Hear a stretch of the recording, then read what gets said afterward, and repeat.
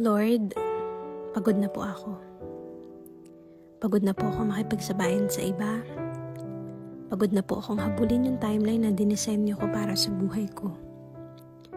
Pagod na po akong i-please sa mga tao sa paligid ko. Pagod na po ako sa mga nangyayari sa buhay ko. Naalala ko yung mga panahong kabi-kabila yung mga laban na kinakaharap ko. Wala na akong lakas para magpatuloy pa. Wala na akong gana sa buhay. Wala na akong tiwala sa Diyos. Wala na akong nakikita kundi problema at pagod na lang. But when I chose to open up with God, hindi ko makakalimutan yung sinabi niya sa akin. Nak, be weak and I will be strong. And from that day on, I had the courage to surrender. Bitaw kong bitaw. Binitawan ko yung mga hawak ko. Nakinig ako ulit sa kanya. Nagpahinga at nagsimula ulit pero nang kasama naman siya.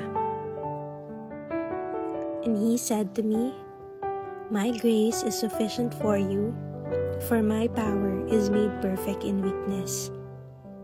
Dear, you are not expected to be strong always. You are not expected to be perfect. Come to God and He will give you rest. With love and prayers, Noel.